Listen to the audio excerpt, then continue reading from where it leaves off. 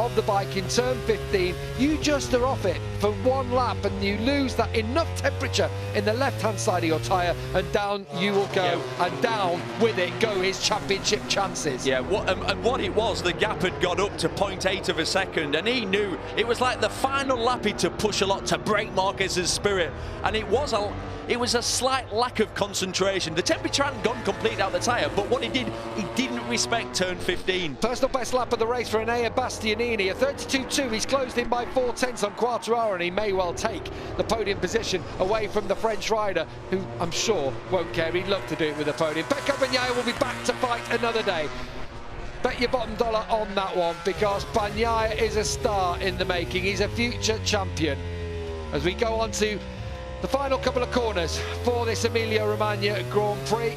Will Fabio Quartararo be able to hang on from Bastianini? The attack's surely going to come down. I suppose he's going to get the drive out of here, and he might well have a go, but Quartararo won't mind. A few glistening, glassy eyes for Pecco Bagnaia. Oh, Quartararo's had a track limits warning. He didn't run off track on the last lap, did he? No, he's battling for position, and they will take your position away from you. It's all about the next corner coming up, turn 14. Bastianini's surely going to dive for the inside. Here we go. Oh, he's going to dive for it. Oh, he's got it stopped. I'll tell you what, Quartararo had a moment, didn't expect that to come, and almost touched Enea Bastianini. And Marc Marquez, even though his right arm has caused him so many problems over the year, he takes back-to-back wins.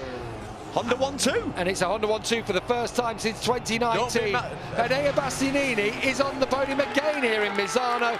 But Fabio Quartararo, with 4th place, becomes the first French rider in history to win the MotoGP World Championship, with Valentino Rossi in his last ride on Italian soil up to 11th place and across for 10th across the line. He said a top 10 was possible, he's done it.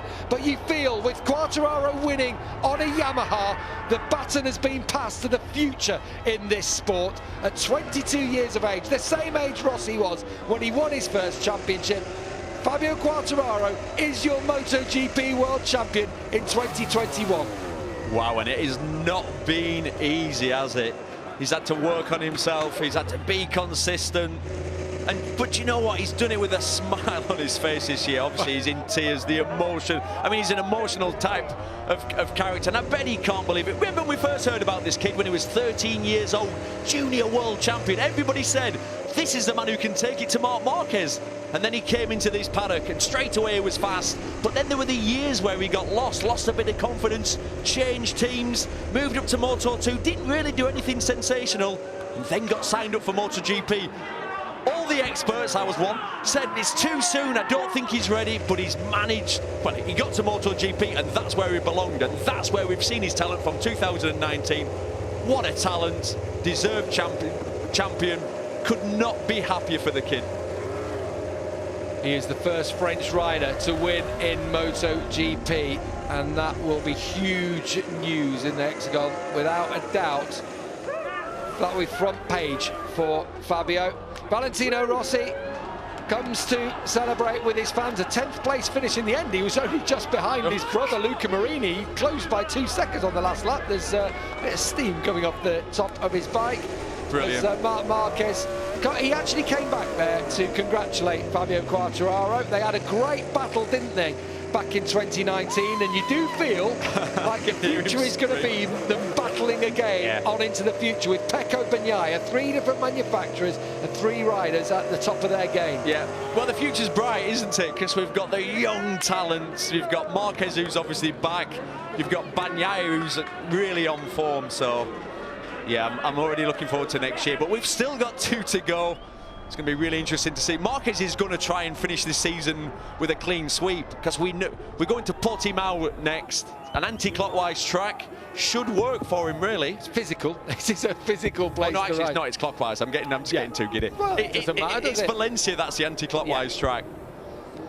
Valentino Rossi taking the plaudits from his fan club down there. He saw Uccio down there too. There's his fiancée.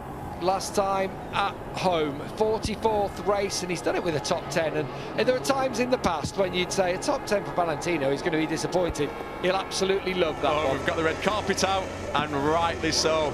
Here's Eric, his manager, with the cream jeans on. Yeah, and Tom, his mate, who's holding aloft the tricolour. Eric looks happy. Oh, well, I wonder why. Mr. 10% will be there. I'm only going to go there. I'll just say this once. Ka-ching! Oh, look at you've got to be so pleased for him. As I say, the 6th youngest rider in history. Here we go. To take the MotoGP World Championship. R&B? Well, I don't know what kids listen to nowadays. What do they listen to? Certainly don't do the robot when it's happening. I don't know what happened there. I'm a bit embarrassed about that. Well, the tunes are playing out for someone who is a bit of a party boy. You have to say, he loves it. He loves the celebrity lifestyle, and he is a big star now. He's right on the big stage as the MotoGP World Champion. Pol Espargaro takes his first podium on the Repsol Honda. We mustn't forget that. He's ridden superbly. Cooler conditions gives him a bit of leverage, doesn't it, to try and get something he likes on the Honda. As Marquez gets congratulated by Takeo Yokoyama. And look at his team. It's like the old days. This is what it's about. They celebrate in Parc Ferme as Fabio Quartararo. You've got to love the kid. My only disappointment here is his leathers aren't open. Because that would top it off for me. Look at this. This is what it's about. Drink it in, Fabio. Enjoy every moment of this. Brilliant. You've seen the photos on social media throughout this season of him posing with Marc Marquez when they were kids, him posing with Valentino Rossi. It's been his dream. It's been his dream since he was in nappies pretty much, and now he is on top of the world.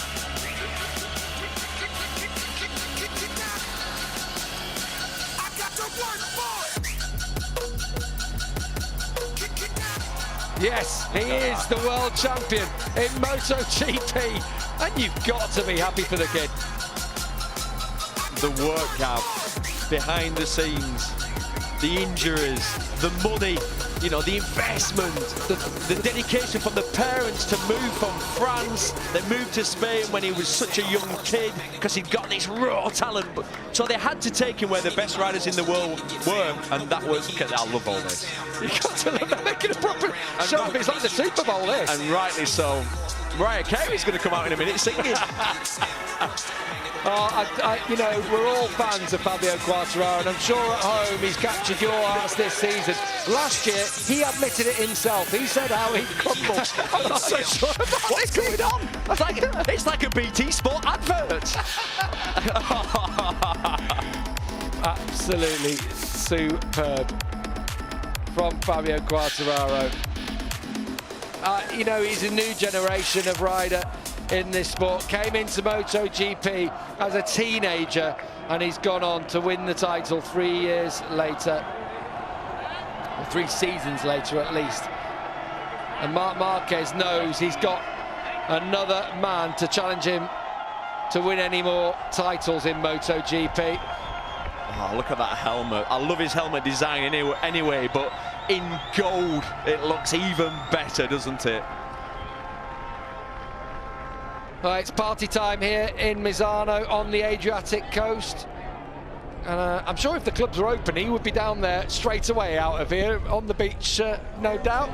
But it's just a little bit, it's a bit quiet, isn't it, at the moment? Later we'll make our own party, Gav, tonight.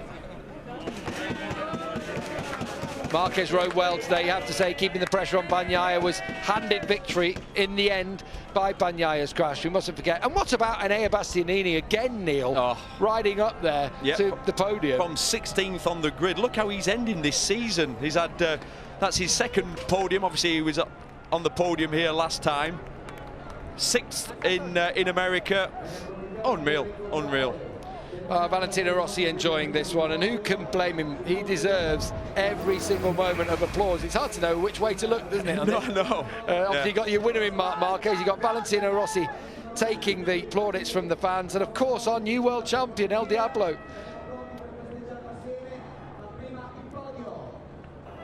No, he ain't gonna throw that in. Someone is about to have the souvenir of a lifetime there. Oh my, I cannot believe he's done that. Rossi never throws helmets in. That's a real special thing. Can you imagine that? What?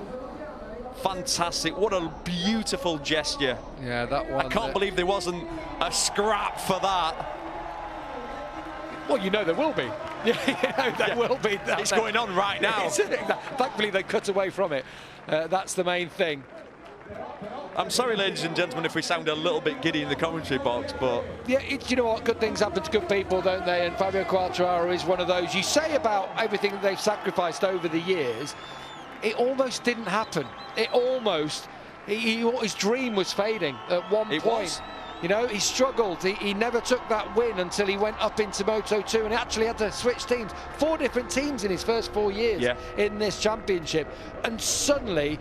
Johan Stigger felt, Razvan Razali saw something, and now he's world champion. Meanwhile, another one with a bright future is Enea Bastianini, a second podium of his rookie season. Another fantastic ride and another podium at home. How do you feel?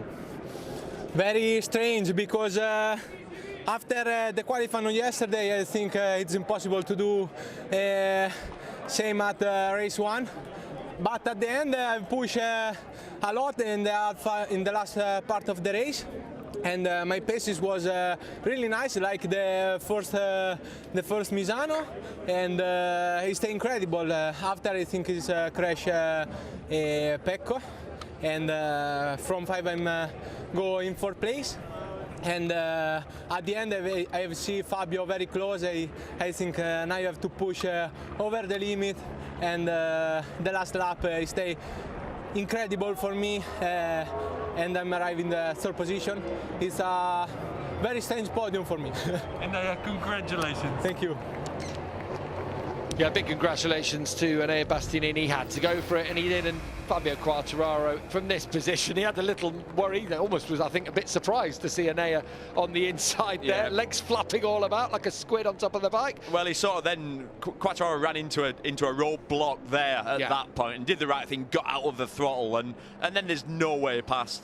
And then you honestly, believe this or not, for this split second you'll have been angry. Yeah. And then headed towards the last corner and thought, I think I'll take the world title. That'll do. It's a nice exchange, isn't it? A podium for Bastianini, a title for Quartararo.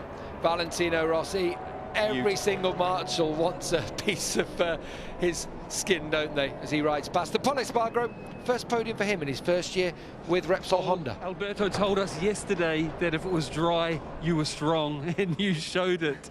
Did you know you could do that going into the race?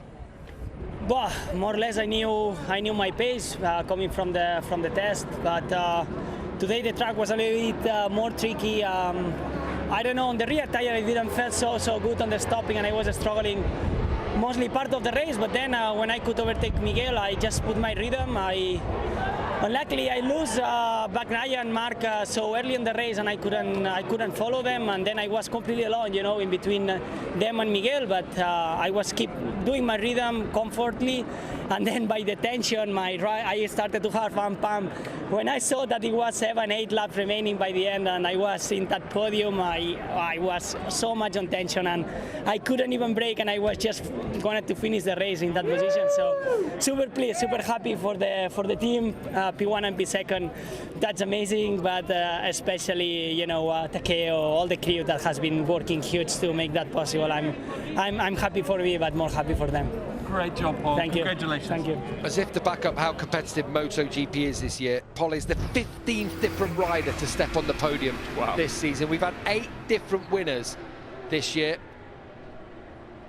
Marc Marquez taking his 3rd victory, but that's the first time for Pol Espargaro. I'm sure we just saw this. I'm sure we've seen this before, unless Ross is on his 2nd lap round. Yeah, he's going round. Do you know what? If anyone deserves to, he does. Valentino look should at that from Pecco Bagnaia. You've got to love that, haven't you? All of Ducati coming down. Jack Miller, who is pals with Fabio Quartararo, I'll point out, really big pals. Down there with Paolo Ciabatti. That's lovely. From Ducati, gracious in defeat on home soil. Which is what you would expect, because we know the individuals there. Yeah, yeah. Zarco.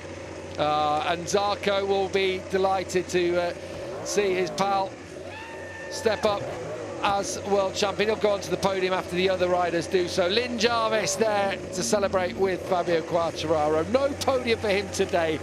He won't care. The Petronas team, the Sepang Racing team, they brought him into MotoGP. They gave him this opportunity.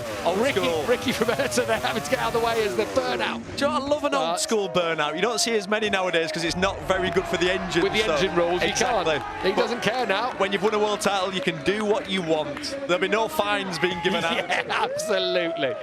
Absolutely. Mark Elder down there with Fabio. It's been a great performance from 15th on the grid, and he'll hit again the emotions because this is a team sport and he